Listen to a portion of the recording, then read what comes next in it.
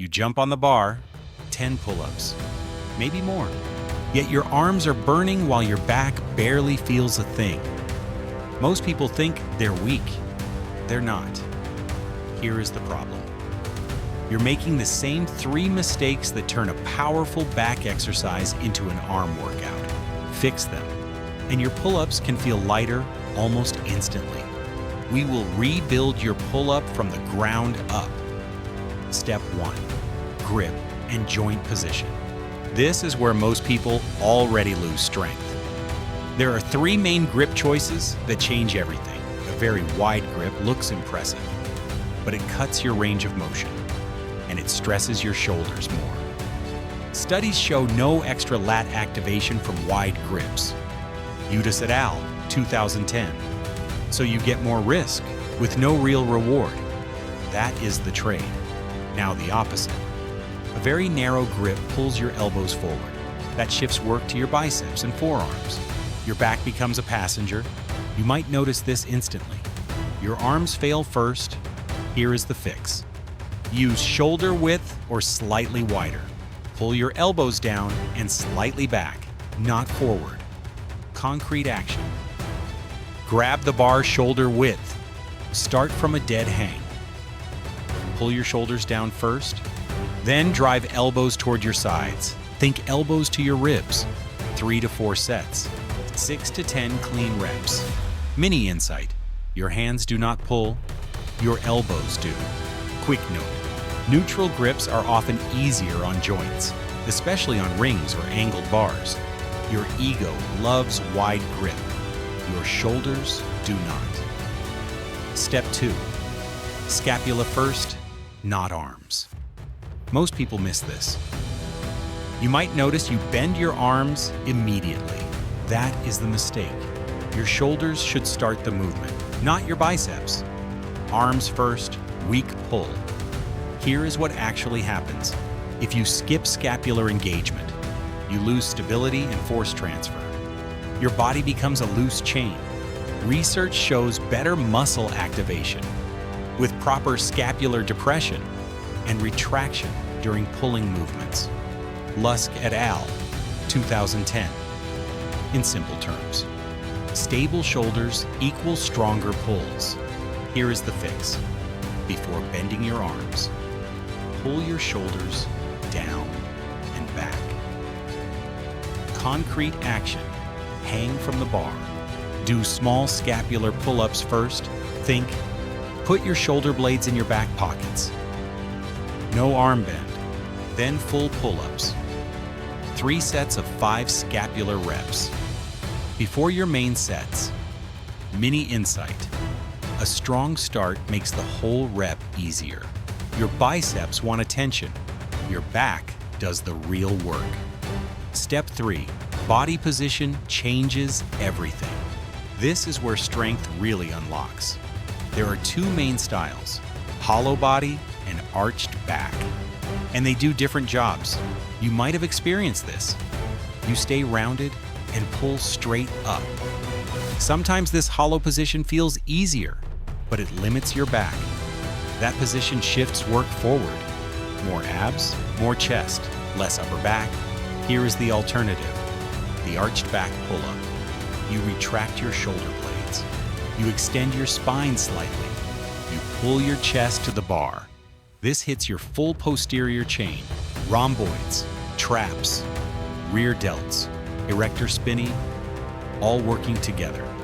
A study comparing pulling variations showed greater upper back activation with retraction-focused pulling. Snyder et al., 2017. That means more balanced strength. Here is the fix. Think chest to bar, not chin over bar. Concrete action. Start hanging. Slight arch in your upper back. Pull shoulders down and together. Drive chest toward bar. Control the way down. 3 to 5 sets, 5 to 8 reps. Mini insight. Where your chest goes, your back follows. If your shoulders roll forward, you are losing half the exercise. Yes, you might look less strict, but you get stronger faster. Myth break. Most people get this wrong. Wider grip builds a bigger back. The opposite is actually true. Wider grips reduce range of motion and do not increase activation, so you are doing harder reps with less benefit. Correct takeaway: use a moderate grip, control the movement, own the full range. Myth 2: full lockout every rep is mandatory. Not always. Here is the nuance. Going to a dead hang removes tension briefly. That can be fine for strength and skill. But if you completely relax, you lose active control. Studies on time under tension show slower controlled reps can increase hypertrophy signals. Schoenfeld 2010. Not magic, but useful. Correct takeaway: use full range, but stay active at the bottom. Do not collapse. Step 4. Exercise order most people mess up. This is the silent problem. You start with strict pull-ups only and ignore weaker muscles. That creates imbalances. You might notice shoulder discomfort over time or stalled progress because your upper back is undertrained. Here is the smarter order. Start with a row variation. Why? Rows train scapular control better and activate mid-back muscles strongly. Then move to pull-ups. Research shows horizontal pulling improves scapular stability, which carries over to vertical pulling. Lehman et al., 2004. So you build the foundation first. Concrete action: body rows or ring rows, 3 sets of 10 to 15 reps. Focus on squeezing shoulder blades, then pull-ups. 3 to 5 sets of 5 to 8 reps. Use added weight if 8 reps are not a challenge for you. Finish with rear delt work. Like prone raises, 2 to 3 sets of 12 reps. Here's the mistake. You chase reps instead of quality. Now it gets interesting. Advanced lifters should use both styles. Hollow body for skills, chin-ups, and weighted work. Arched back for full back development. Mini insight: stronger rows equal stronger pull-ups. Skipping rows is like skipping legs. You can do it. You will regret it. Step 5. Behind the neck pull-ups reality. You have probably seen these. They look advanced, but they are risky.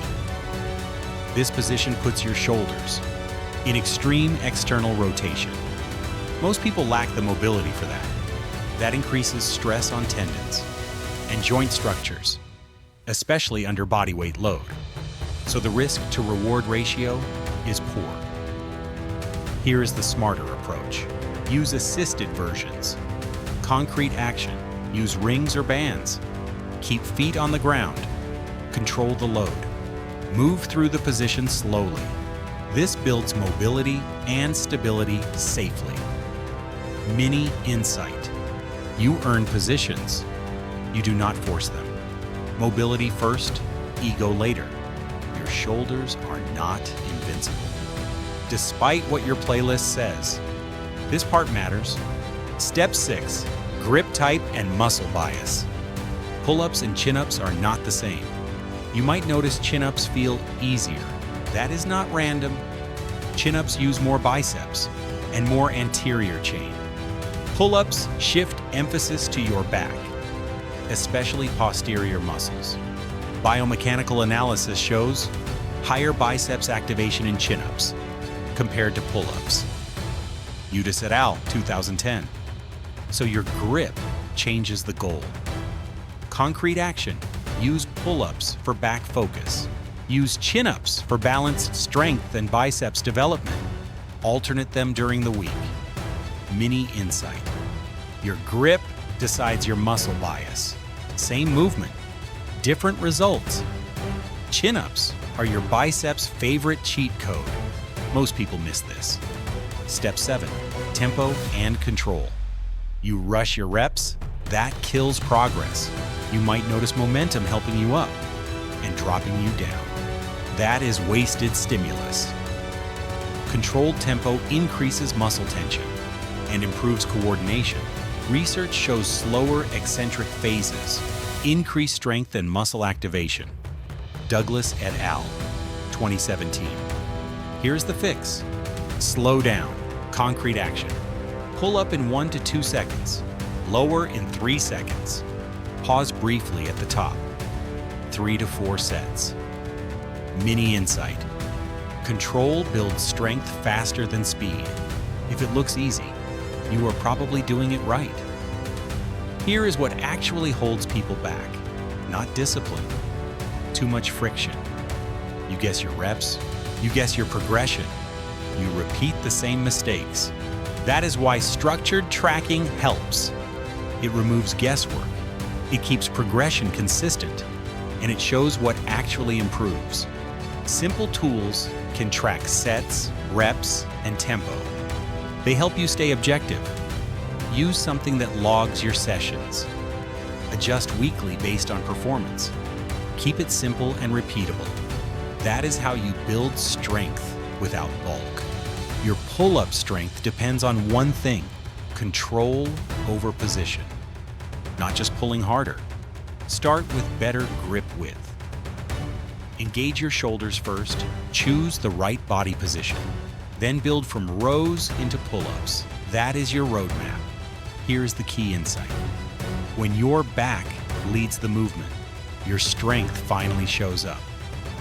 So next time you jump on the bar, ask yourself one question. Are you pulling with your arms or with your back? Fix that, and your numbers will follow.